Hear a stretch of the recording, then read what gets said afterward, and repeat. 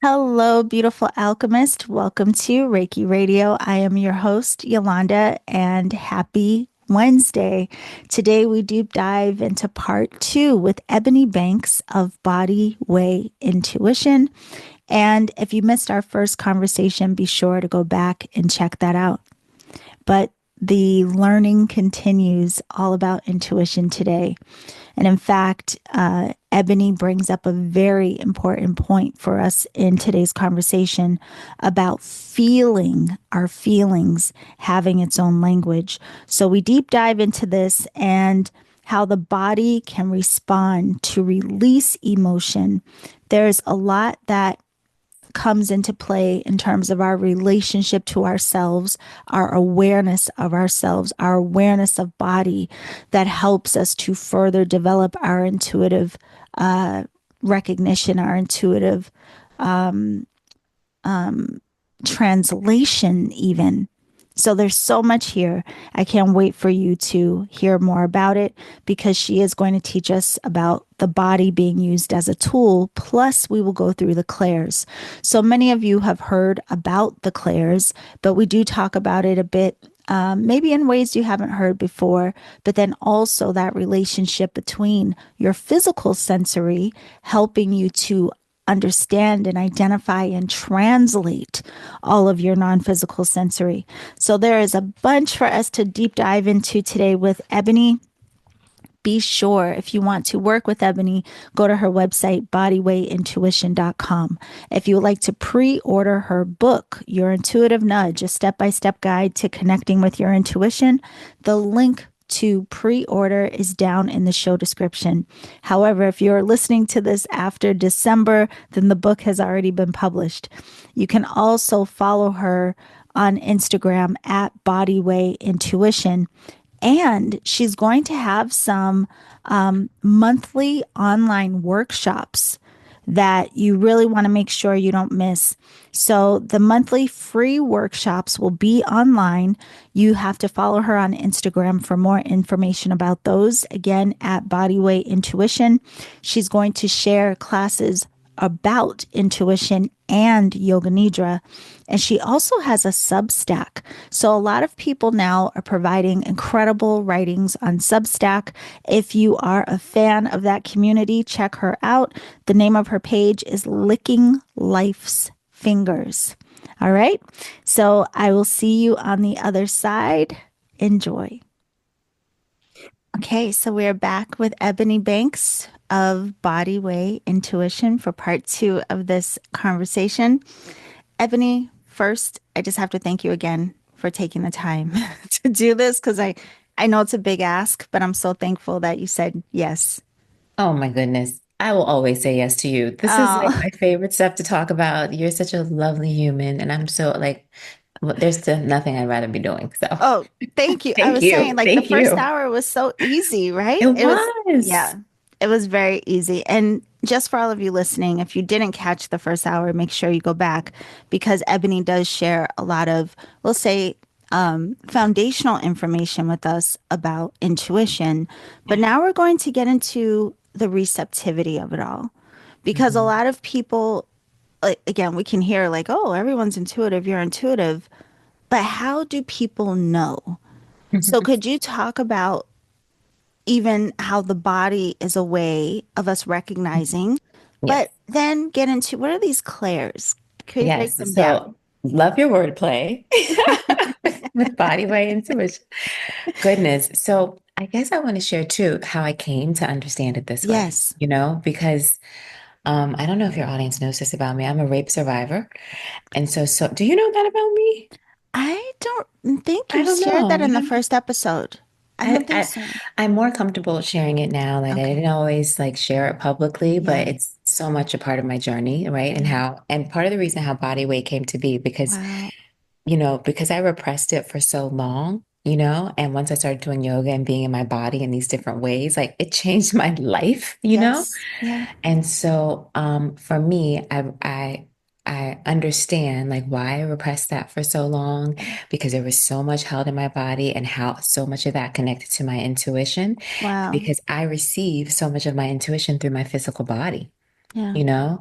And we're talking about the clair senses here, right? Is that what we're Yes. also talking about? And the the way I understand the clair senses, they use our primary senses, right? So Mm, in the same way that like we can touch, taste, hear, smell, and see, right? yeah. Those are very physical things that without our body, we would not be able to do.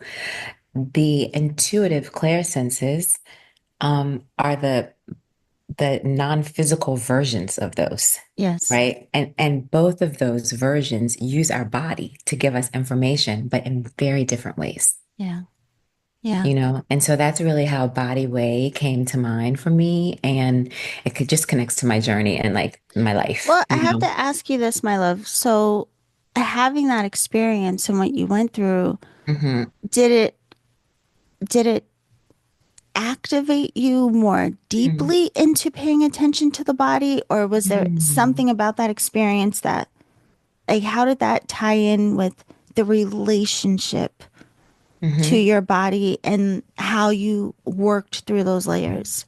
Yes, that's such a good question. And this was said, I remember when I was learning this about myself because it was so shocking to me Yeah. because of my trauma, Hmm. I used to walk around like with just being like Mm, tight. And right. I wasn't even consciously aware this is how I was holding myself. Yeah.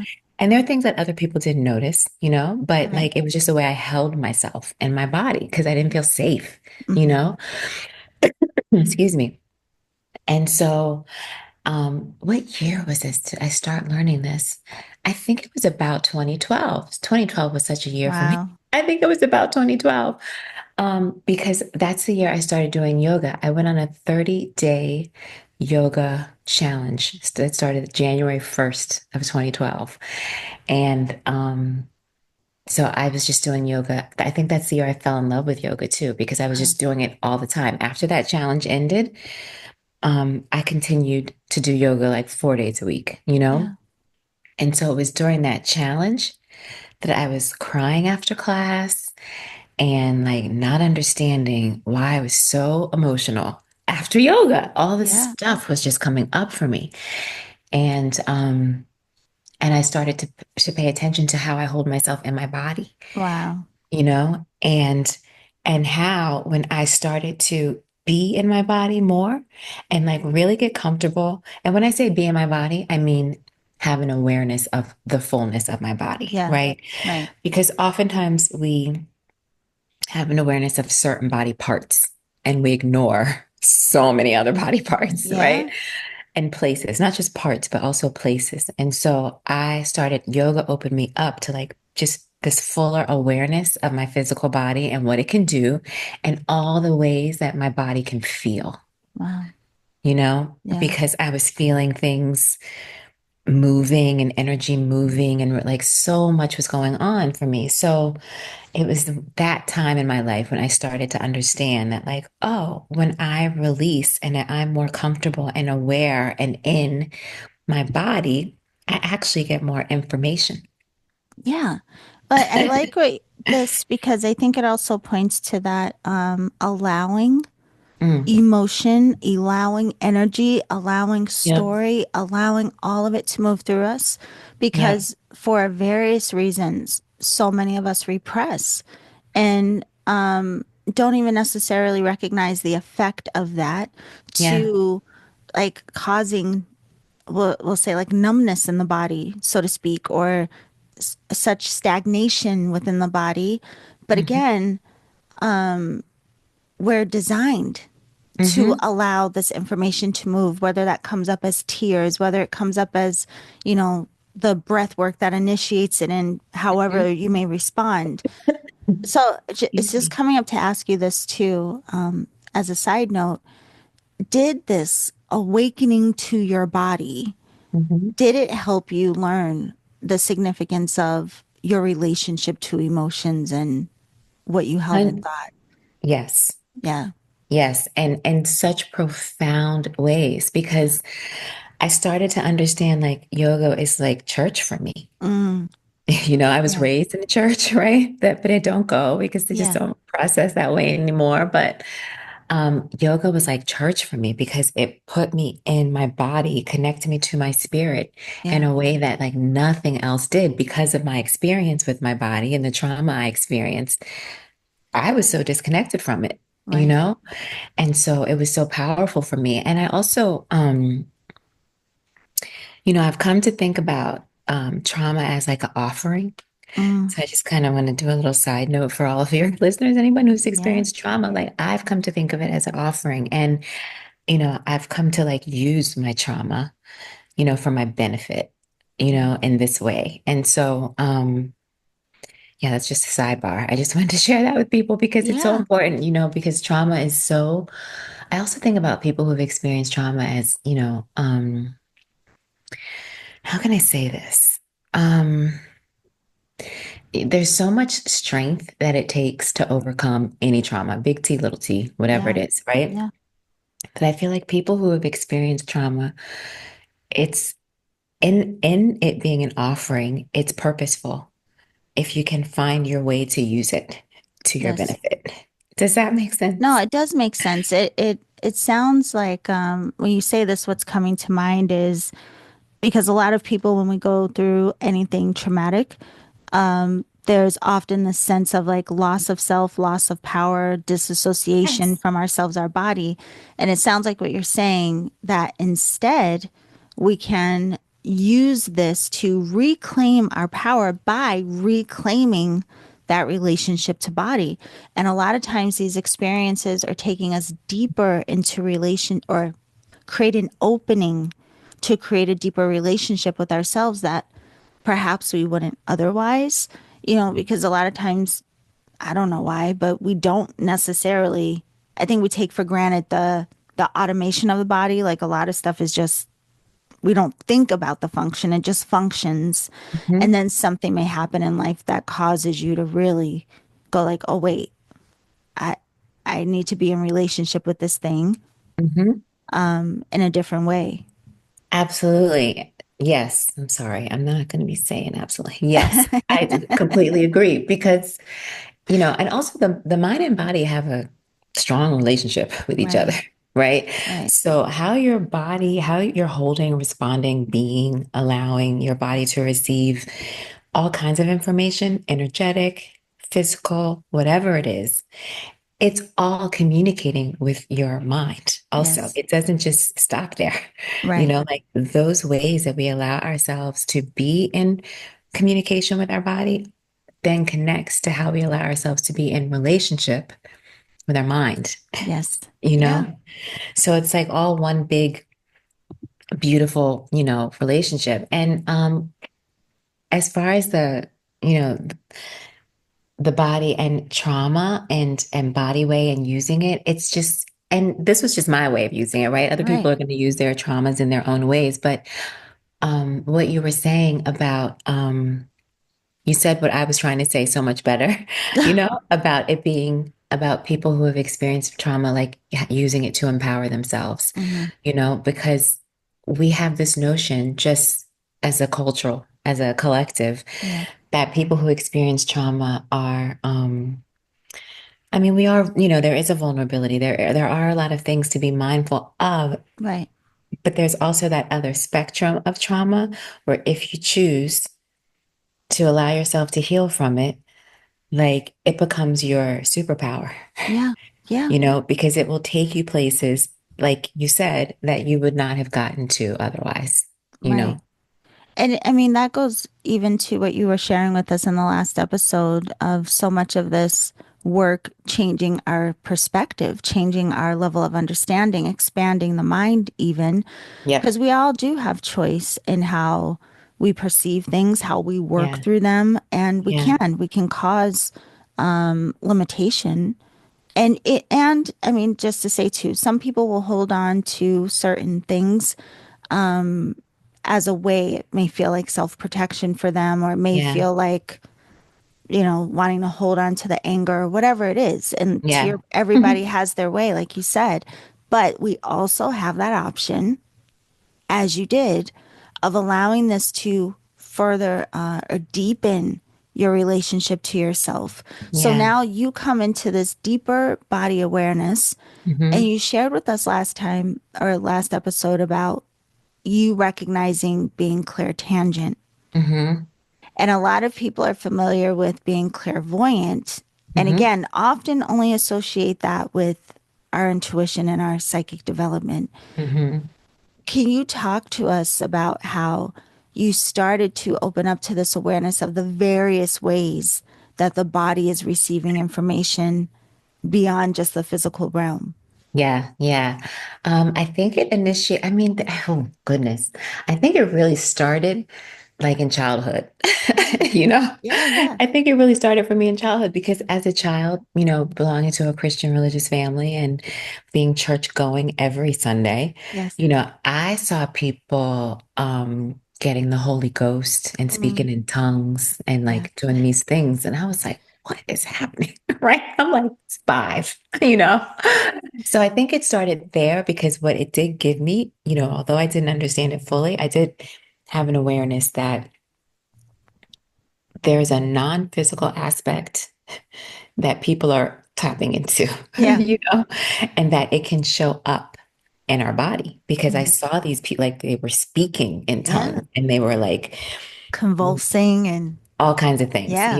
I knew some people were faking it as a kid, but I also, Yeah.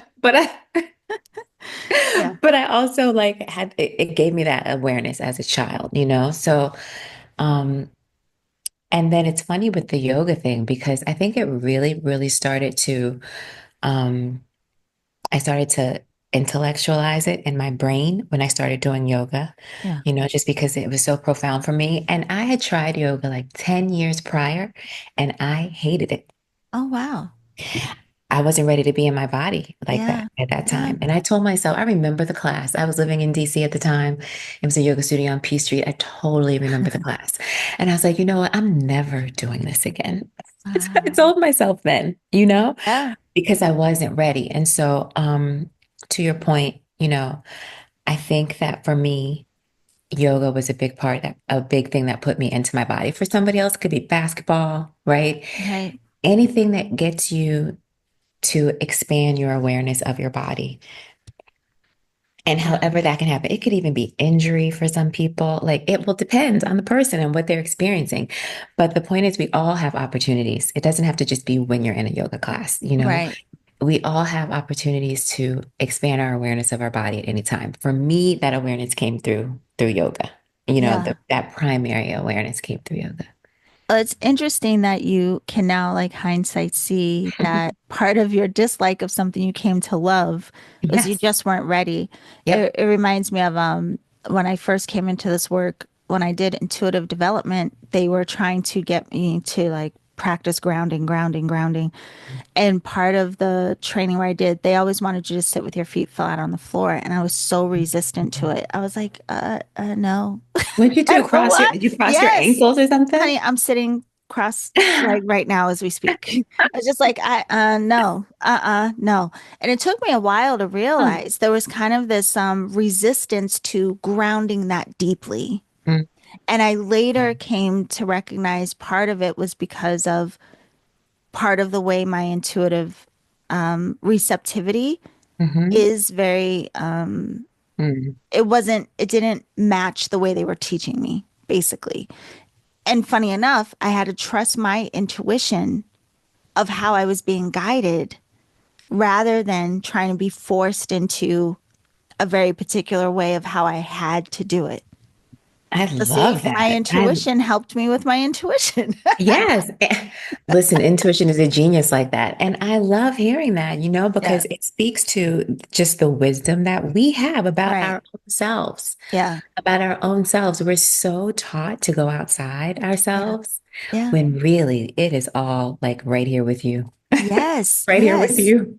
Now, I have to ask you this because, you know, again, some people don't know the different ways that their Yes. intuition is telling them, I'm giving you information, I'm trying to bring your awareness to something, or you're able to perceive beyond just the physical sensory, right? Yeah.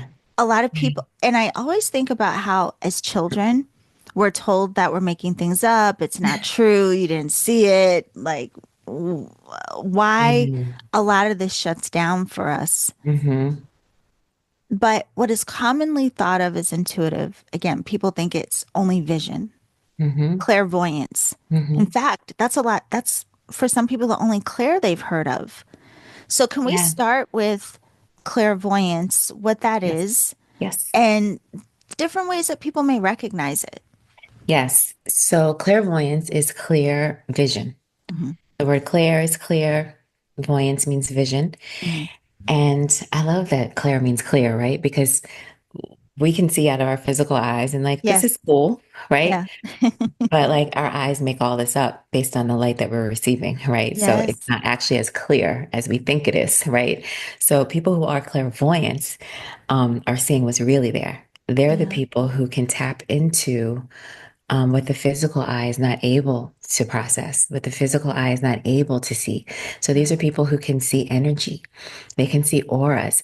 And, a lot of people, again, going back to the last conversation we had in the other Yes. video, um, when I was talking about the levels and everyone being at beginner level. So one example that I want to share that I'm pretty sure most of your audience has experienced their own version of clairvoyance is like when you are seeing like your own energy or your own aura, maybe you're brushing your hair and like around your arm, you can see your energy, right? Hmm. Or doing something, doing anything, but like you see like an outline essentially of your body. Yeah. Like that is a version of clairvoyance, because Yeah. you're seeing your energy, you're seeing your aura, you're seeing this field that we all live in. That, Yes. science, everybody knows it's here. Yeah. We're making all this up as we go along and you're able to tap in and see it. So that's like, and even if people don't experience that, like look for that.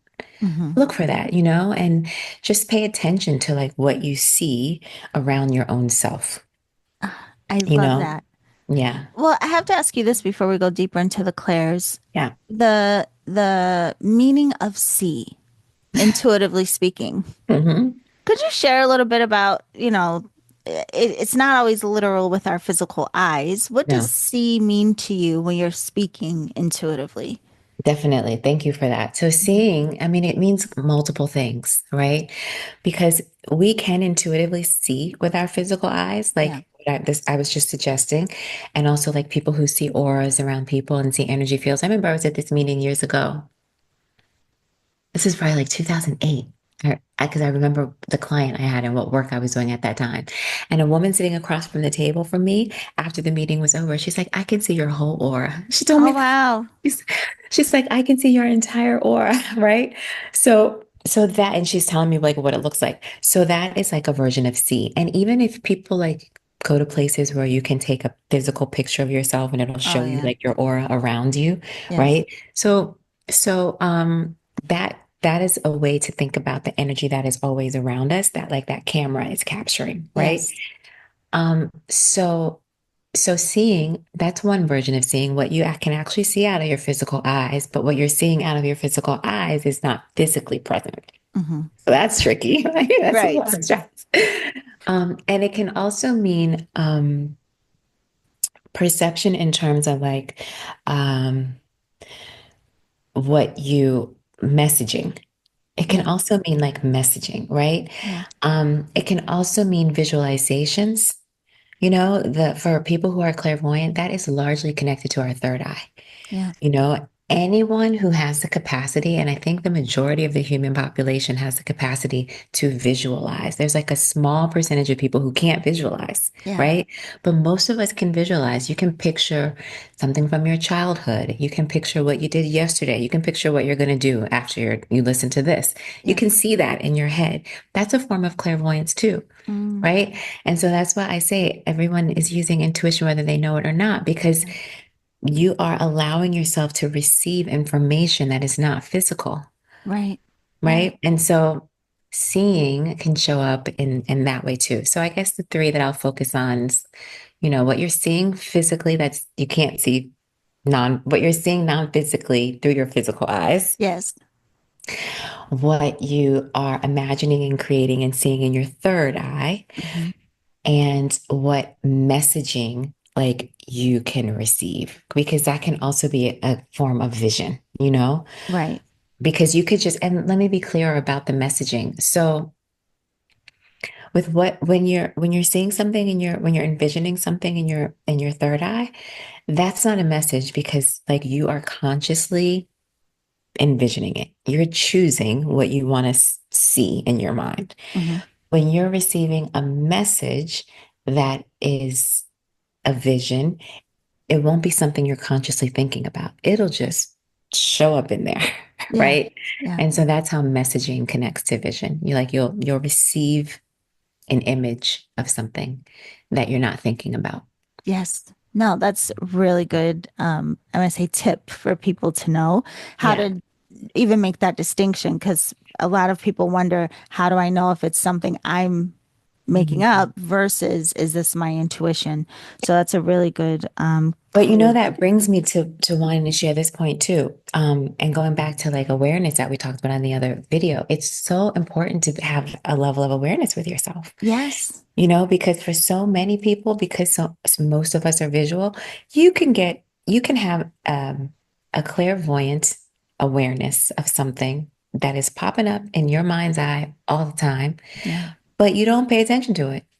You Right. don't pay attention to it, but it's showing itself to you maybe 10 times in a day, 10 times in a week, but you are not paying attention. So it's about like your awareness, Right. because if one way that intuition shows up is through repetition, you know, Hmm. it can be really diligent in that way. If Yeah. it has something to share with you that is really important to something going on with your life in this moment, something you really need to know, it will be very diligent and show up repetitiously in a lot of ways. Yeah. And if you miss that, you know, It's funny how you say it because I know a lot of people will even say and still not fully take in the fact that something was trying to get their attention, but people will say things like, "Oh, I kept seeing angel numbers today. I don't know, that was weird." Or I kept seeing, I don't know, all these exes were calling me today. I don't know why that's weird. Like we'll just dismiss it, even though we're yes. saying something, there was a pattern happening, and then we'll be dismissive of it. But Yep. I have to ask you this too, Mhm. in terms of where the information is coming from, because a lot of Mm. people wonder about this. And Yeah. like on one hand, how we could say we're literally sitting in a sea of information. I mean, like Yeah. information is it's everywhere. Like the space in the room around you right now is full of information. Mhm. But when you are perceiving intuitively, in your experience, do you know, like, is it, Mm. do you feel like you're connecting with another realm of Mm. intelligence? Do you feel like sometimes it is just the information that's here Mhm. at a material level? Mhm. What are we accessing? Oh, I like that question. The way I think about it, I'm just accessing more of what is available to me. Mm. I don't think about it as like another, do I? Let me ask myself, do I think about it as another realm? I don't think I do. I mean, okay, so I definitely recognize that we are multidimensional beings, right? Um, do I need to explain that more? I guess, let me see where I'm going with this. I definitely recognize we're multidimensional. And so maybe I do think of it, maybe the word realm is throwing me off because I do think about it as I'm accessing another dimension. Yes. Yes. Okay. So I think the wording just threw me off. Sorry, it took me a second to get here, No, but it's okay. it's just, yes, I think I'm accessing another dimension that is coexisting Hmm. in the dimension that I'm experiencing, Yes. that I'm dominantly experiencing, because all the dimensions that we have access to that we think is so abstract, but it's really not. And I'll tell you why in a minute. Yeah. All the dimensions that we have access to, they're coexisting. Hmm. They all live right next to each other. Yeah. And again, it's our awareness that shifts us from like being in this dimension to being in that dimension, right? And this is such a simplified thing. And an example I could share based on what we were talking about already, it's like with clairvoyance, right? You can be in the dimension of seeing it with your physical eye, like I'm looking at you right now. And then I can shift and be in the dimension of imagining what I'm going to do next in my mind. Yes. dimensions are that easy to navigate. It's not like some big thing where you have, you know what I mean? Like it's Yeah. and I think people get tripped up around that because they're all happening at once, they all coexist, they all live together, and it's just our awareness. It's just as we shift, we're accessing different dimensions, but they don't ever shift. It's Yeah. just our awareness of how we of them. I feel like we should put just that word awareness like on a billboard I in know. lights. I I know. It's so crazy. seriously. There's a video on my Instagram that I did a while ago, and I think it probably got the most views about how the number one, I think it's called like the number one spiritual tool I can offer or something is awareness. Yeah. Awareness is everything. It is Yes. everything. Yeah. And it's funny because I mean, really, you think about it, all of the spiritual practices start there.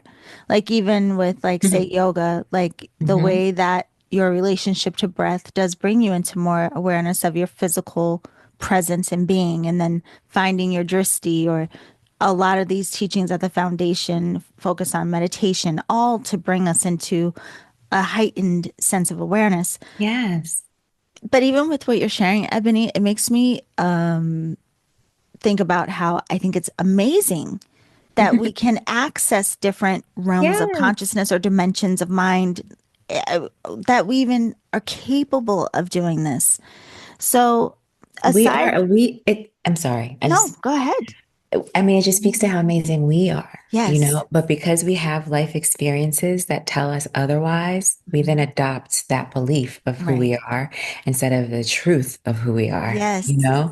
And Yeah. so using your intuition is really a journey of getting back to the truth of who you are, you know? Yeah. And another example I can share really quickly about to just kind of demystify the dimension thing for people who are like, because I'm always thinking about all audiences. I never know who I'm talking to and how much they know, but I want to make Yeah. sure I'm speaking to as wide audience as possible. Yes. Oh, don't leave my brain. What was it? I had Dimensions. dimensions, and I had another example, and it was connected to something we talked about. Don't go. It's so trying to leave me. It's okay. It'll come back. It'll come back. It's okay. Yeah, when it It'll come comes to back. how you just jump right in and share whenever it comes. Oh, I got it. Oh, Here it is. Here it is. Um, it's about how the past, present, and the future are all happening at the same time too. ah, yes. Those are also all dimensions, right? Yeah. But they're all happening in the same time because right now, in this moment, we're present having this conversation that is going to be used for future, right? Yes. Yes. And so much of what I'm talking about is like from my past, right? So like Yeah. all of those things are that's another just another example of how Yeah. dimension works and its relation to like how we process time, Listen, you people didn't know that they were going to get a whole know? lesson in like quantum science. This it's okay. It's good. You know, you're doing Ebony, you're I can bringing go a us million into places. awareness, expanding our minds. Like you're getting way more than you bargained for. Okay. No, My I love healing it. journey it's been so intense. Like this is what healing has done for me. Like Yeah, it has just, I just it changes your reality. Like I it said, it's does. changed my reality. I actually think of healing being a shift in perception. Yes. That's like how I define healing now. I don't know how other people think about healing, but Yeah. like if you ask me what healing is, it is just a shift in your perception. That makes Mhm. sense to me because in what I study, even beyond Reiki, but Reiki points to this too, that whole Mhm. idea that all is mind. So if that's really that, like if all comes back down to consciousness, all is mind, yeah, our relationship to the nature of our minds would determine our level of experience, healing, understanding, all the things. It's going to All hit the things. at all the things. So Mhm. you just made it, like you said to me earlier, you just simplified what I just tried to say. But Yay. yeah, you know, it's beautiful. So, so we have this thing in neon lights, everyone. Your Mhm. awareness cannot be understated. And while we may or may not develop the ability or recognize the ability to see clairvoyantly, there are other ways of perceiving. So I want to move into clairsentience because a lot of people talk about being empathic Mhm. and how it can be uncomfortable for them. But Mhm. what does it mean for us to see or perceive through that element of feeling? Yeah. I definitely think people who consider themselves empaths, have a strong ability to be like advanced level, Yeah. clairsentient to experience that. Because feeling to me is really its own language. It Mm, is a whole thing. It is yeah. a whole, I don't know why people aren't studying feeling more, or maybe I'm just not aware, but that's how I think about feeling. Like it's, and going back to the name of body way, because so much of intuition lives in our bodies and shows up in all these different ways, the way that we feel is so valuable. Right. It gives us so much information about what is happening in that moment or what we're thinking about. If you can hold that level of awareness with yourself to connect how you're feeling to what you're thinking or where that feeling is coming from in you, because Yeah. it could be coming from anywhere, right? Right. Um, there's so much information that's available to us in feeling, and clear feeling. So again, clear is clear and sentient is feeling. And I like how you say it. You say sentient. You say it differently than I say it. Maybe am I saying it wrong? No, I don't know. Is it I've like heard tomato, it. tomato kind of Yes, thing? I've heard Okay. it both ways. And Okay. honestly, pick the moment of how I say it. I like how you say it though, but what was I saying? So clear feeling is all about the ability. Those people are definitely people that have a strong relationship with their body, Right. because they are so sensitive to like shifts in energy, Yeah. that they pay attention. They have a heightened awareness of that for whatever reason. It's just Yeah. natural to them. And that's how they are able to receive information by how they feel. Yeah. It's funny what you said. I highlighted it. I'm going to put it in the show notes. That feeling is its own language His own because, again, language. that's incredible to think. Yes, it is. But even in what you're saying, it's interesting. A lot of people have said that they recognize their development of even being hyper aware of feeling often comes Mm. from trauma because it like in a protective way, like You needing just read my to, mind. hmm yeah. So go ahead. hmm Yeah. Whatever you want to say, my love. But you just brought that to my mind. Well, we're definitely vibing them because Yeah. I was thinking that, a good example of for people like people who have experienced trauma in particular is children, Yes. right? Because if you're someone who lived in an abusive household, for example, and I think I heard Trevor Noah say this when he was on an interview when he was talking about his abusive household and how he learned to recognize the mood of his, I don't know if it was his father, stepfather, I'm not sure of his whole story, but Yeah. someone in his house who was abusive and how that person like closed the door, opened the door, Wow. the sound of their footsteps, how all of that informed him. I mean, that's kind of getting into clairaudient. Maybe we'll do that one next. Yes. But yes, in terms of how people who have experienced trauma makes you so incredibly sensitive Hmm. because especially if you're a child, because you have to adapt, or you don't have to, but children often do adapt their feelings to accommodate this person so that they can avoid harm, Yes. you know? Yeah. And so people who have experienced childhood trauma, yeah, like their level of awareness is like a whole nother thing because Right. they've been sensitive for the majority of their life and maybe don't even know that that's like actually a gift that they can use to support them in their adult life. Yes, I love that you say this because if you develop the ability to really hone into what you feel or to Mhm. perceive what other people may be feeling, and if it started Ooh. out as a means of protection or like, like a self-defense Mhm. mechanism, that would be kind of challenging to recognize as an adult. Like, Yeah. oh, this ability I have doesn't mean isolate or self-protect. It Mhm. actually could be a way for me to understand Mm. people and the environments that I'm in and use that to my advantage, so to Yes. speak. So I Yes. love that you're saying this because a lot of times we're still functioning from the old reasoning Yep. rather than recognizing there's other use for these Absolutely. abilities. Yeah. And that person is may also have an aversion Yeah. to allowing themselves to feel. you Yes. know, because they're likely feeling very little in Mhm. comparison to what they have the capacity to feel Right. and how much information they can get from expanding that awareness and like allowing that capacity to also be expanded, you know? Yes. Yeah.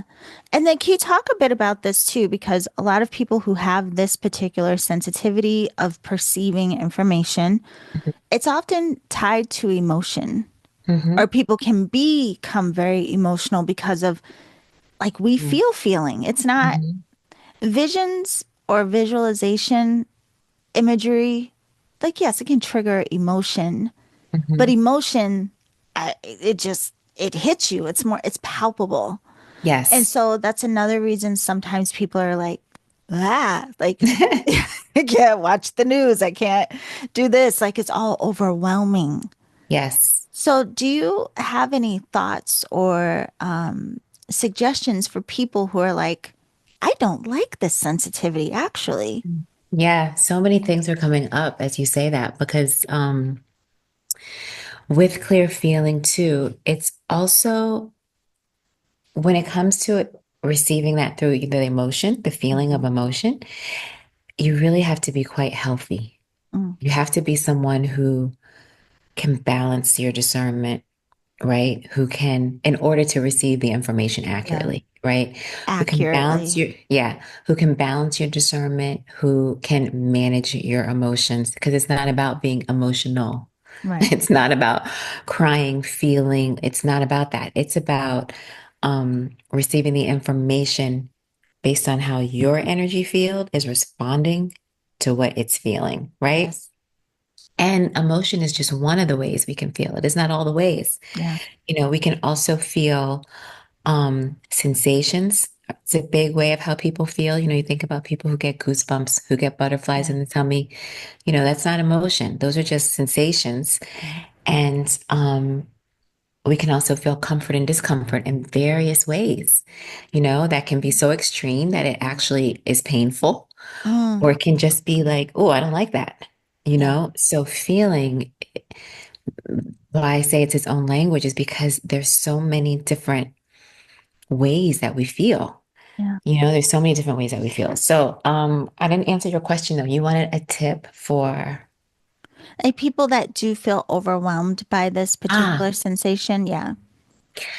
um, something I learned years ago that's been so helpful to me is to filter everything through your heart chakra. Mm, You know, I don't know if I've said that on the last call or not, but it's so important to um be aware that you have this sensitivity and understand that the sensitivity is a gift. right. It's a gift. You know, Yeah. I know a lot of people are so can get so overwhelmed that it can feel burdensome. Yeah. But if you can allow yourself to see it as, oh, this is a gift. This is it's a good thing for me. Yeah. And then allow yourself to filter all the feelings through your heart, Hmm. which takes some practice because that's like managing energy, you know, Yep. just being aware of it. And then, and I'm not going to say that word again. And then, and then bring it here. Yes. Because what's happening if they are getting overwhelmed, they're picking it up from their solar plexus, right? Mm, So being able to have shifts that to where you want to receive that yeah. energy will change everything. You'll be And able to receive it and not become it. I love that you said the having discernment and with accuracy, because you just reminded me, I perceive information in various ways now, but initially it was just in this way, this feeling. And the way that I would feel when I could feel energy or perceive it, I was shut down. It made me uncomfortable. I wanted to retract, and it Mhm. automatically translated for me as bad. Like, why am Mhm. I perceiving something and I don't know what it is? So Mhm. instead of being curious, I was just like, I don't know what I'm feeling because I don't physically see anything. Yes. So what is it that I'm perceiving? And it would just Yep. cause me to shut down. Yep. And it wasn't until I started studying energy work that I had that realization of like, oh my God, like I could have met someone and thought I didn't like them because I felt something that felt off. But Yep. it could have been they were just having a bad day, or maybe they were sad, Yes. or maybe they were afraid. And that was just such a a big light bulb for me to recognize I was literally just putting everything in the container of that's bad because I didn't know what it Yep. was. That's such a good point. It's such a good point. And sometimes the feelings are telling us things that, Yeah, you know, but but how can you tell if you don't pay enough right. attention to yourself to sit with it, Yeah. instead of being so dismissive? Yes. No, 100%. And when you said about the goosebumps, a lot Hmm. of people get those. Somebody I know, they call them truth bumps. They're like, "Oh, I Oh, just I got the like that truth bumps." name. Yeah, yeah. Yes, yes. It's so Information, funny. that information. Information. Yeah. So you mentioned another way of us perceiving, which is now a big one for me. Hmm. Can we talk a little bit about clairaudience? Because again, I think there's a lot of ideas around what that means Yeah. instead of the bigger scope of what it could be. Yes. With Claire audience, I mean, I guess I'll go back to that. I was just saying a little while ago because I was jumped the gun, right? I jumped the gun a little bit. But oh, Claire audience is interesting. It's similar to clairvoyance in that it uses what you can hear, right, Hmm. with your ears. Like you're Yes. like people are hearing my voice right now. It uses that. In the same way like the eyes will use to see the energy, right? So Right. clairaudience, it's there's those two are similar in that way. And with clairaudience, so you could hear something like you're hearing my voice and also hear compassion, anger, Oh, if someone's lying. yes. And you're getting the intuitive information based on the information that your ears are telling you, you know? Yes. Yeah. Um, it can also show up as messaging in that, and again, going back to it being similar to clairvoyant, and that you're receiving non-physical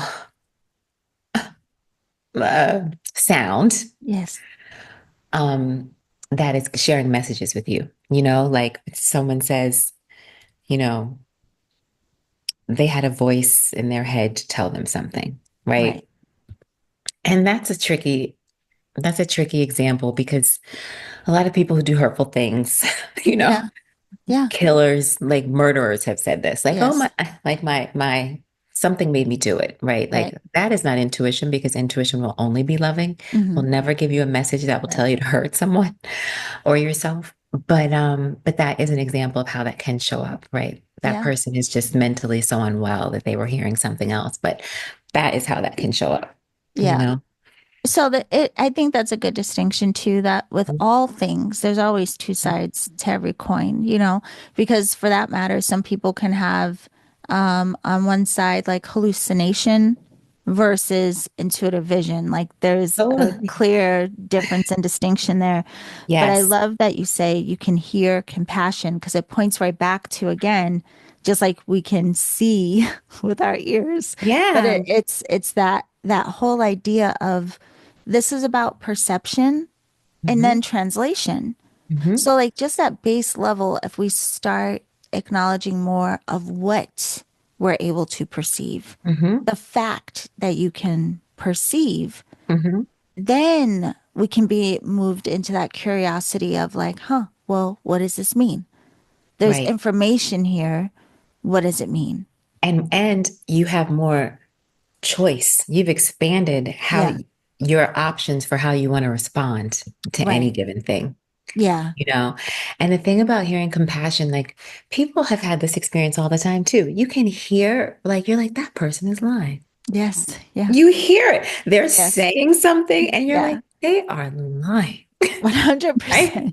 Yes.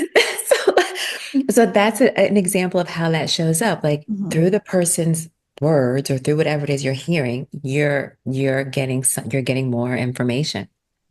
You know what you just made me think of too? Two things. One, there are people who do perceive this way, and it'll be something like they're sitting with you, and Mhm. then a song will start to play in their mind. They'll hear a song, they'll hear a certain lyric, and that is Mhm. their intuition's way of giving them a message or intuitive Yeah. hit. It can be a variation of things, but you just made Hmm. me think of the way that I hear. It almost feels more like telepathy. And I always wonder, I haven't thought enough about it though, so I wonder if Mhm. you have any Yeah. ideas about this. Is there a difference between like telepathic or what feels telepathic versus clairaudient? Because it's like, Mm-hmm. I don't know how to explain it. It's not like I'm hearing a voice. Hmm. There's just information here. Yeah. And I can translate it or say it, but it is kind of like hearing, but it's not. I don't know. What do you think about that? I think I'm following you. I've never thought of those two together, but it is making sense to me that there Mm. is some correlation Yeah. because the way I think about telepathy is, two people, right, are transmitting information from one Right. person to another that Yeah. they're not saying to each other, Right. right? Yeah. And even in the instance where these are two people who are not in the same room, because sometimes that can happen when you're just knowing someone and knowing their body language and like, Hmm. right? But if you're not in the same room with the person and this is happening, so you don't have the ability to see them to gather information based on what you see of Right. them. If you're not, it definitely is I'm connecting it to clairaudient for sure, because Yeah. it's about messaging Yes. and Because it's it's about words that come to me. yeah, It's words that come, but it's not visual. yeah, And it's not yeah, even necessarily sensation. It's just words will drop in. yeah. And that also makes me think about clear cognizance, which is clear Mm, knowing, which is when you yeah. just know something. Right. But for me, I'm kind of differentiating it from clear cognizance because why? Let me talk this out. Why am I Okay. differentiating those two? Because clear cognizance for me is more like automatic. It doesn't have anything to do with another person. Hmm. And with clairaudient, with all the senses, like there's clairaudient and its likeness to clairvoyance. Yeah. It is using another, it is using something like how did I say it with clairvoyance? It's using sound to give you more information. So, and maybe telepathy is its own thing then.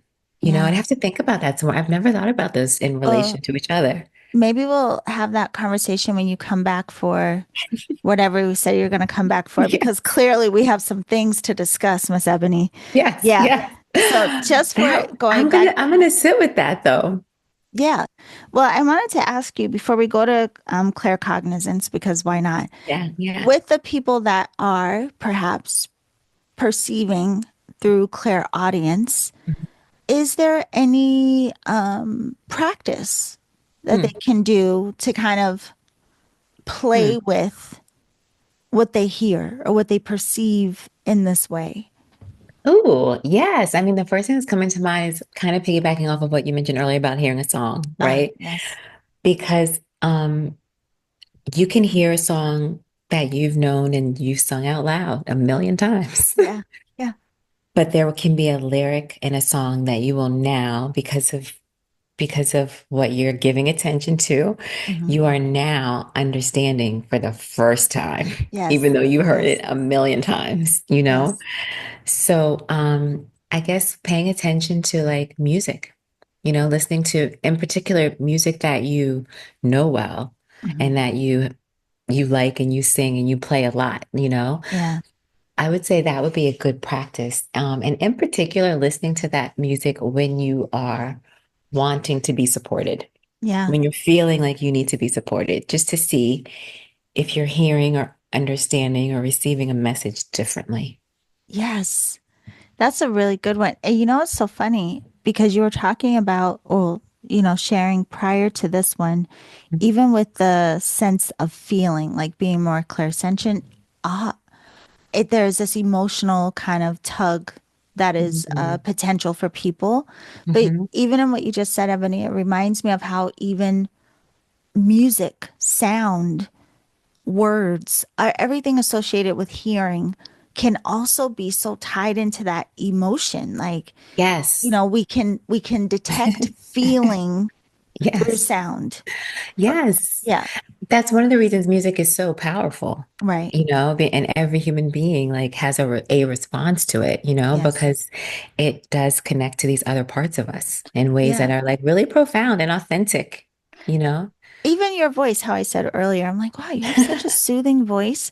It's Thank you. interesting, even when we think about the way we respond to sound Mm, and how much we can read or gather or mhm, translate for ourselves mhm. based on tonality, speed, everything that we hear.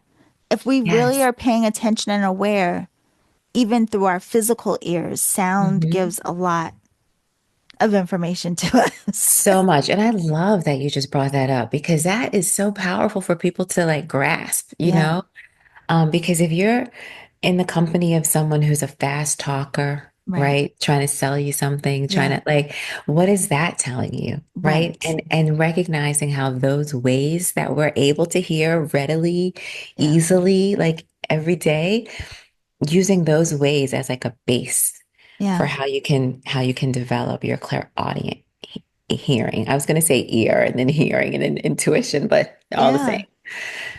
I love this so much. I'm Yeah. just making notes so I don't forget Yeah. to put it in the show description Yeah, because you are that's a giving great. us, We're a yeah, good combo, you and I. we are. You're just like here bouncing back and forth.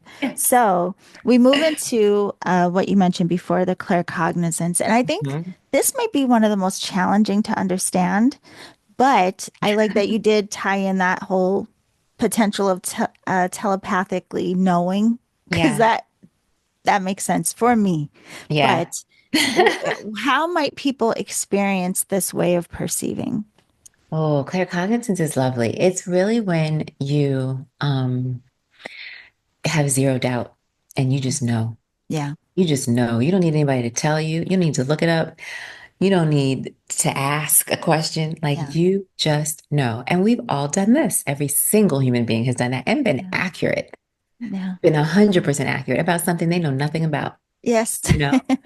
So, so that's another good one to share, like how everyone is doing it in their Yeah. way, and how it can be developed too, because in connecting it to telepathy, the thing with telepathy is it requires another person. Hmm. With claircognizant, it doesn't. It just requires you, Yeah. and the knowing will just be so strong and so automatic. And it's that thing that people refer to when they say it's like their first thought, Mm. but it's actually Yes. not a thought, Right. right? And then people will then think about it and then turn it into something it had no intention of being, Yeah. but it's that first thing that comes to you that you just have a knowing of, because cognizant means to know. Well, then I have to ask you this too, because again, this is where then that analytical will creep in, and people are Mhm. like, wait, where did that come from? I don't know why I'm thinking that. I don't know where this came from. I'm just thinking of all the things we say commonly Yes, that will take us yes, totally out of the loop of what was just impressed upon us or brought into our awareness, right? yes. So is there a way for people to sense or know or practice how to make a distinction between my analytical versus the intuitive? And you did say in the last episode, it's information comes in, you just know you weren't thinking about that. Yeah, But then when that happens, the tendency to think, right? yes. Well, so many things are coming up. I don't want to forget them. They're two big things. Let me focus on this one. So, um, one really great tip I can share for people to like distinguish when it's because it sounds like what you're asking me is like when it's a thought versus your intuition Yes. in Hmm. relation to claircognizance Yeah. specifically. But overall, one really good tip is to be reminded that your thoughts only come from your brain. Mm. The only place in your body it lives. It doesn't come from your finger, your belly button, your knee, your toe. It's only coming from your brain, but Uh, your intuition can show up in the entirety of your physical body. So when you are confused about like, what is that? You can ask yourself, where in your body is it coming from? mhm. Right? Which goes back to like knowing the self, know thyself, right? That Yeah. beautiful famous quote, know thyself. Your intuition can show up in the entirety of your body. So being just reminding yourself of that. Like if it's coming from only your thoughts come from your brain, everything else is not a thought. And then that's going to blow your mind when you start to recognize how often your intuition is trying to talk to you. You Yeah. know? That description just pointed to the genius of the name of your business, Body Way Intuition. Okay. Yes. Yes. Body Way. Okay. Yes. And it Yeah. also shows how much more information we can receive intuitively than we can from our brain. Because I'm of the belief that intuition is more intelligent than the brain Yeah. because it can see what the brain can't see. It Mhm. knows what the brain doesn't know. The brain is very limited. Our intuition is pulling from the entire of our life experience and it connects to our non-physical self. Yeah. And another way to also frame just all this work in general is to be reminded that the greater part of us is our non-physical part. Mm. It's the part Yeah. that continues when the body is done. Yes. And so Yes. just being mindful that like, oh, this is the bigger part of me, the greater, I should say. Yeah, the greater part of me that I haven't been paying attention to. We've been Yes. paying attention to the limited part, which of course we would, right? Like we're having this physical experience. It's natural. I get it. Yeah. But it's really important that we also pay attention to like the greater part of us and what we're able to experience. Wow. Yes. It's so, so good. Well, I know this one, I've heard a few people having this experience. I had it only once, Hmm. but I believe the taste is Claire Gustins. Is that the Mm-hmm. one? Mm-hmm. Yes. It Do you is. talk about this in the book? Yeah, Claire Lessons is in there. All of Okay. them are in there. Oh, oh, oh. Okay. Well, please tell us for the people that may be over there going, why am I tasting something? Girl, Claire Gustins is a wild one. Claire Gustins is, I always think about like people who um are chefs and people who like do anything with food as Mm, being like really good candidates for being Claire Gustin, right? Because yeah. they're tasting and getting information in ways like we eat food and we taste the spice, we taste the flavor, but when you're a chef and you're like creating meal, like it's a whole nother level for how you Yes. taste, you Right. know? Um, so Claire Gustin's is clear taste, obviously, and that one is receiving information. It's a wild, receiving information from what you taste. And I don't know if we started this segment with that, with the fact that of our primary senses, touch, taste, hear, smell, and see, there's seven clear senses, and five of them directly correlate with our five That's so primary cool. senses, Yes. you know? Okay. So I just kind of don't want to overlook that because that's Yeah. really important for people to know and to make this information about the clairs accessible for them, Yes. because, if you're able to touch, taste, hear, smell, and see, you are absolutely able to experience the intuitive clair versions of Yeah. those. Yeah. Um, and so for Claire Gustance, taste is so wild, receiving and information from what you taste. And we've all experienced this one too, when like you're eating something and it reminds you of your childhood, right? Or it takes you out of your present moment and it's bringing your memory back to something. Maybe something you ate when you were on vacation somewhere, you were in another country at a particular event and like tasting this thing is like bringing you back there. That's like a Yeah. beginner level of it, right? Because you're getting information beyond what you're tasting, Yes. right? What are some other examples I can share of Claire Augustins? It's really all about, and this kind of gets into the sensuality part that I think we're going to talk about Yes. later on, but it's really all about, and really all the senses are about that, their sensual experiences, because it's about allowing yourself to perceive more than what is superficially being presented, Yeah. you You know? just reminded me of a way I think more people probably connect to this Claire than we recognize. And Hmm. definitely probably I would imagine chefs do it all the time. But also, like you're saying, when people can taste something, and someone says, "What's missing?" Hmm. How do you know? You know what I mean? How do you know Yes, which like this taste needs is salt. going? Yeah. Like how do you know like without it being there already, Hmm. how do you know which taste is going to match or whatever it is? But there are people like, yes, this needs a little bit of blah. And I'm like, how do you know? Like how do you do Absolutely. that? That is Yeah. such a good example. And then also people who, now you've got me thinking in the same way because I'm also thinking about people who have allergies to things Yes. and they're like, oh, I can't eat that. It has nutmeg, it has cinnamon, it has Yes. nuts. Yeah. They can taste that. They can taste Yes. that. And then they just pass it off as like no big thing. But like that's Right. information you just gave yourself Right. that is supporting you in, not having some sort of medical Reaction. issue, Yeah. No, reaction. 100%.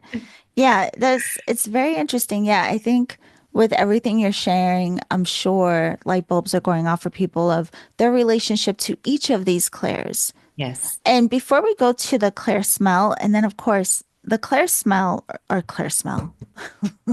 Well, yes, you said this like clear smell. This is the last of the five senses.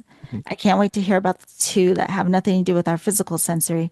But I'm sure again that a lot of times we assume we're not connected to these abilities. We assume we're not Right. connected to being able to perceive. But the way that you're sharing, I think people are probably having multiple ones where they're like, oh, I do that too. I Oh, hope I think so. I I do hope that too. so. Because Yeah. we're all doing it in all our Right. ways. And often with the clairsenses, people will have like a dominant one. Hmm. I've experienced all seven of them, you know. Yeah. I don't experience clairgustance often. I can't Right. even remember the last time it came to me, Yeah. in a like really tangible way. Yeah. For me, clairtangent is my dominant one, right? But most people will have a dominant one, but they will also have others. Most people are not just one. Just like we can touch, taste, hear, smell, and see all at the same time, you can experience the intuitive versions of those all at the same time, I'm gonna like just call also. mine Claire telepathy. Yes, I love that. Wow, I want to know That's more my about this dominant. telepathy. I want to know more about that before we Yeah, get I'll too have far to away tell from it. you. Yeah, no, Yes. I'll tell you when we're done recording because I right now I just want everyone to learn from you, but I'll tell you all about it, babe. Yeah, I want to hear no more about it. But I want to point out too that we Yeah, talked about clairsentient, and that's not one of the primary five. The five are touch, taste, Claire. hear, smell, and see. Clairsentient is clear feeling. So that's one of the other two. Oh, okay. So wait, now my mind just went, what? Okay, touch. Oh, right, because Claire Tangent. I was associating Claire Sentient with touch, but that's Ah, feeling. And you have already told us, yes, Claire Tangency is the yeah, one with touch. yeah. Thank you for that. Yes, yes, yes. So I what know, and about, because clairtangency is like a lesser known clair, yeah, think about it as being connected to the five primary right. clair But it makes senses. sense, like something tangible Yeah. versus because a feeling doesn't have to necessarily have a tangible. I'll ask you when we get to it. Uh, I what is that called? Oh man, you know when people read objects, I can't Hmm. psychometry. Psychometry. Yeah, that's the Uh, same as clairtangent. It's just a different word. yeah. So we'll get to that. The Hmm. smell. Hmm. Some people do pick up on scent, and it's Hmm. not a scent in the room. Yep. And I can only think again one time this ever happened.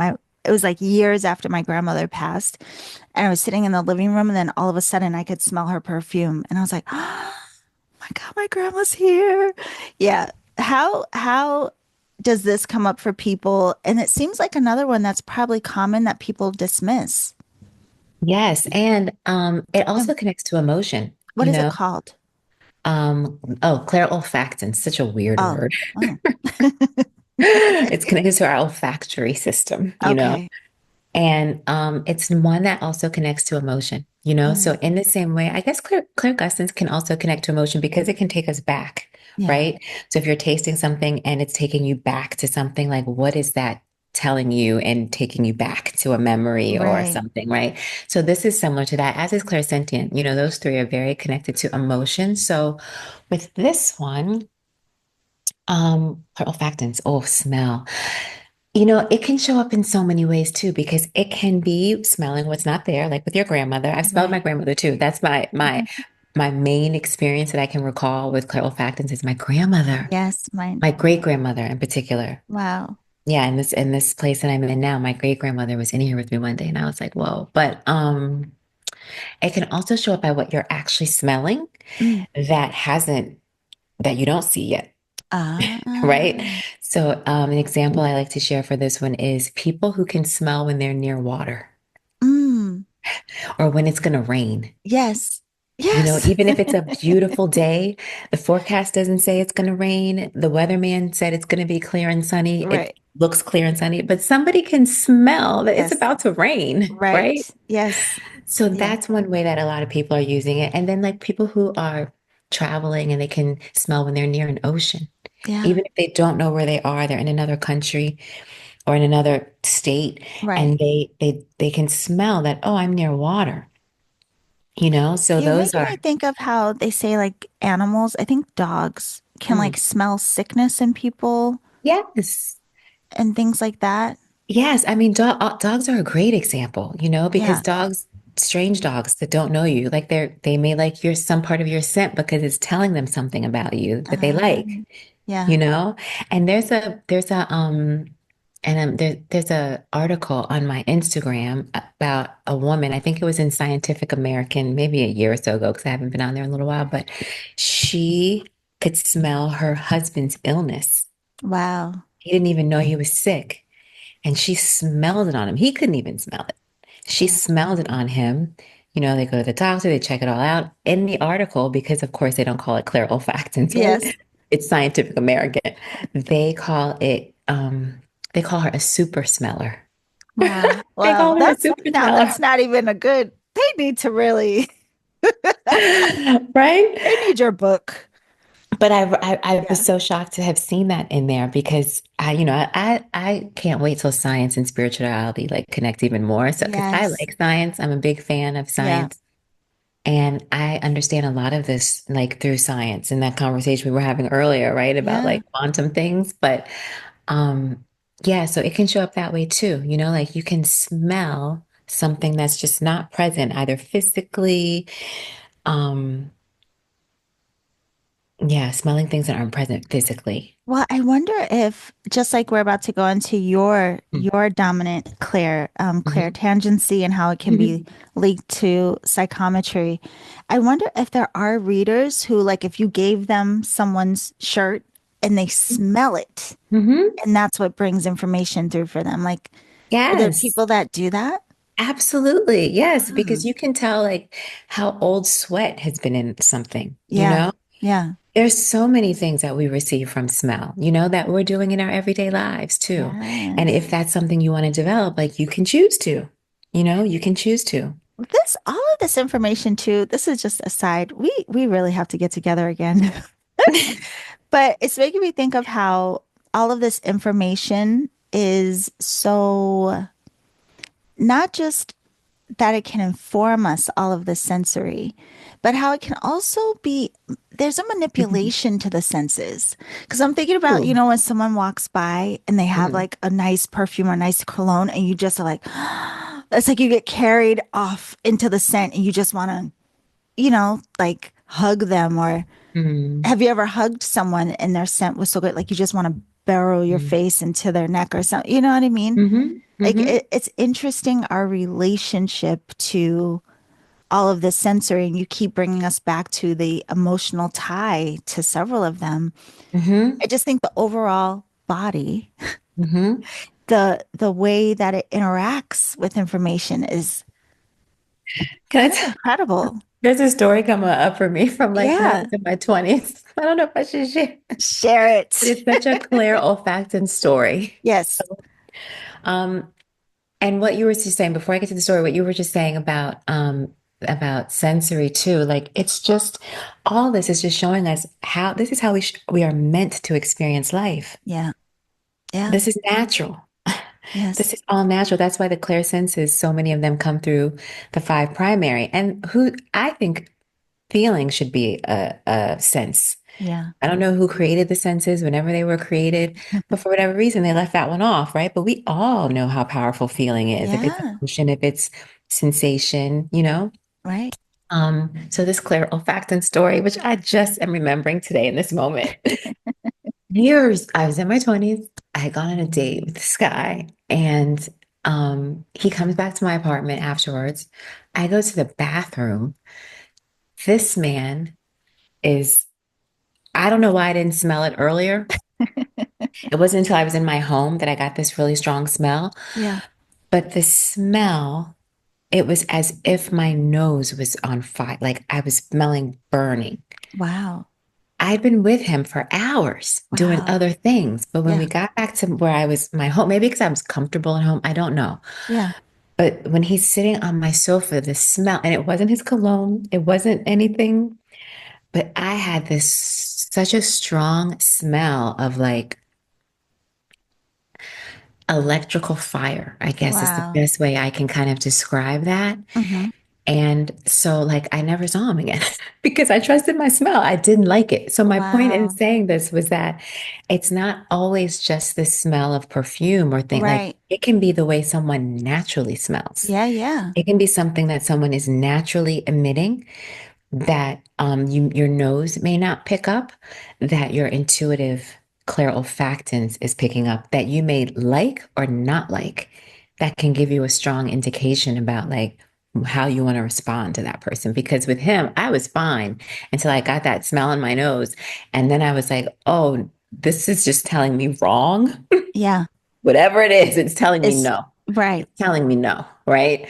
And so like I ended the date quickly and I never saw him again. But I love that you didn't even have to have an exact translation, but the feeling, the knowing of no was enough.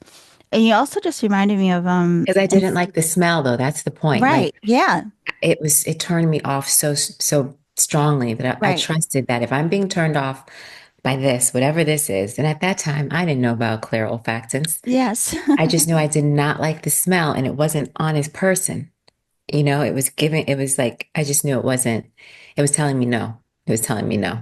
Well, that very specifically reminds me of how in some traditions, there's a belief like I want to say maybe in hoodoo, but there Mm, are some traditions where there's a belief that if you do smell certain scents, it is a reflection of mm, we'll say like energy either around you or being projected towards you. So like if mm, you smelled just different types of scents, they would represent, they're a way of identifying the type of energy that's surrounding you or that may be being projected towards you or like what someone mm. is carrying with them. Yeah. Yeah. Yeah, that makes so much sense, Mhm. and I remember being so struck by it because I didn't smell it at all when we had been outside of my Yeah. apartment, Yeah. So, yeah, at that time, and I didn't even think about it much. I was just like, oh, this means no. Yes. This means no. And that was enough. And Yeah, so, I didn't like it. well, this is the thing I've really been so curious about getting into with you, the expanding sensuality part.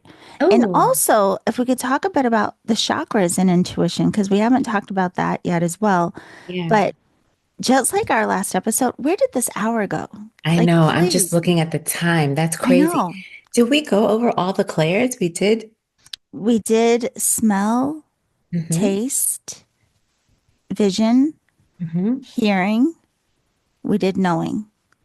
And we did We feeling. did feeling, and we did a little bit of clairtangency. But can you Okay. tell us, because again, that was the one that when you came on a couple of years ago, people were like, I have never heard of this. So could you talk a little bit more about that and how someone might recognize it? Yes. So clairtangency and what you were bringing up earlier, psychometry, Hmm. are the same. They're the Yeah. same. And how to recognize it. So clairtangent is clear touch. And it occurs when you are physically touching at anything. It can be Okay. a person, it can be an object, it can be a photograph, even. It can anything. And the interesting thing about clairtangent, and it's specific to clairtangent, is that people who are clairtangent automatically are also experiencing clairvoyance because the touch can trigger. something showing up in your mind's Yeah. eye, and also clairsentient because the touch can also I was trigger just going a to feeling. ask you that because a Yeah. lot of people, when they practice Reiki, it's when they lay their hands and then all of a sudden they're having visual sensation, all these things. So I was going to ask you, is there a correlation there? Yes, those Mhm. people are all experiencing clairtangent at a beginner level, Wow. or mm, that's an interesting way to put it because I think of clairtangent as an advanced level because you're receiving all the information, but instead I should probably say those people are all receiving, like that's an indication of their capacity to Yeah. be clairtangent, Yeah. because if you touch things and you're getting sensations and seeing things in your mind eye and you're feeling things, Right. those are all signals and cues that your body is giving you that there's Ah. more information. That's just like your intuition saying, hey, it's like a hello, you know, Mm-hmm. but Mm-hmm. there's more information. And so for clairtangent people, their touch triggers those other things. The other clairsenses, they are experienced very much on their own. Yeah. Um, and clairtangent people are also, it can show up, it can show up in so many ways. It will depend on the person, but in the touch, it can, like for me, it's so wild how it happens because for me, when I touch something, I'll feel texture Wow. where there is none, Wow. you know? Yeah. So I will know if it's fabric, if it's plant life, you Okay. know, Yeah. if it's like I will feel the texture of something. And so that touch, and then I get the texture will tell me more about the information that I'm receiving about what I'm touching, You know what you this know? sounds like, Ebony? If we break down all of the Claires, it Mhm. sounds like X-Men, like they're all based on this heightened awareness that we can develop and have. Now, I'm saying that and I have no idea what the X-Men do. Like I don't know. I No, but I'm never glad to hear see you it. say that. But yeah. I always feel like whoever writes that stuff, and I Yes. don't watch it, but like I'll know a little bit about it just because I'm in the world and it's in Yeah. pop culture in some way. Right. But whomever is writing these things, they Yes. are absolutely spiritual and they have studied. Some of Yes. those writers have Yeah. studied these things, Right. and then they just package it in a way to like partly teach us more about who we are, but in a Right. way that they can make money off of it? Yeah. I mean, people say that of like Star Wars, again, something I don't know. I don't know. Hmm. Um, Hmm. definitely like the Matrix, all of it, like all of them, Yeah. right? Yeah, there's a lot. But Yeah. also with what you're saying, just to, wrap up this particular hour with you, so much of what you said just points to us being these like conduits, these receivers and projectors of information, Yeah. and just honing into, again, how do we translate all that we are that have the Capable. ability, yeah, to have the capability to interpret. It Yes. feels like, I know you said something was like a language earlier. Oh, a Feeling. feeling was like another language. And it really is. It's kind of like, wow, like we have all of these different layers of language that we Yes. have this opportunity to understand, broadening our relationship to the world, ourselves, people. Like, man, if we could translate more, there would be so much more understanding, less judgment, less fear. And we'd be so much more happier just in our own Yeah, personal day-to-day lives because we would have information that is guiding us to what we're desiring. right. And we're living and creating more of the life we desire Yeah, instead of lives that make us unhappy, right. Yes, you know? Because that's ultimately why I believe we have this capacity. It's just a way of contributing to our happiness, right. you know? And even when it comes to like how we process all these things, I love that you liken it to language because in the same way that we learn anything that we learn, you know, we're so accustomed to learning how we learn from being a child and learning the alphabet and learning how to talk, and Yeah, learning about people's feelings and all yes, these things. This is the same kind of learning. It's just a very different learning that we've never been taught. And it Yes. requires the same kind of education, so that we can fully realize our potential, you know? Yeah. Yeah. No, 100%. I have to say, you were the one that made this association. I wrote it down. You said Thank, feeling is its own language. That came from you, Miss Ebony. thank you. And so, yeah, I just want to let people know, even before we get into the next episode, Mhm. as we mentioned and is in the show description, Ebony does have a book that will be out at the end of this year called Your Intuitive Nudge, a step by step guide to connecting with your intuition. The link to pre order the book is down in the show description, but she also has upcoming workshops and classes, and the links to get more information about all of that is down in the show description as well. So Oh, I have to thank you, my love, for this second hour together. And be yes, sure, everyone, to join us on Friday for part three, because now she's going to share with us about expanding sensuality. I'm so curious. yes, yes. And the intuition and relationship to the chakras. So thank you for joining us today.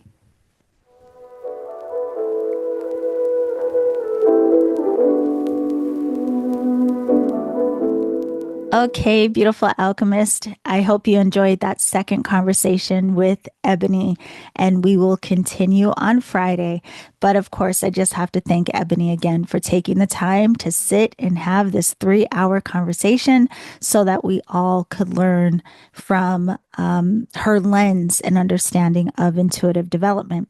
Now, don't forget, if you want to join her for her upcoming free monthly classes, you want to follow Ebony on Instagram at Bodyway Intuition.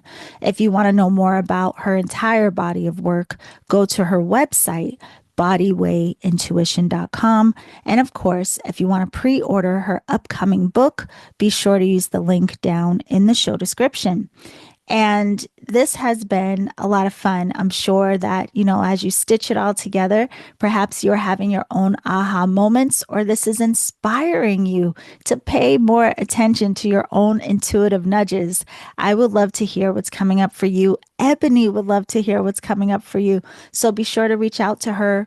Be sure to like this episode, the podcast, wherever you are listening. And if you want to join me for the Ultimate Healing Guide, be sure to register as soon as possible so you can get that discount, the early bird special. Just use the link down in the show description to register for the class and use the coupon code early bird as one word, and you can get $50 off for the upcoming Ultimate Healing Guide class. All right, so we are wrapped up for part two. Beautiful loves, be sure to tune in for the final hour with Ebony Banks this Friday. I will see you then, and remember to always journey in love.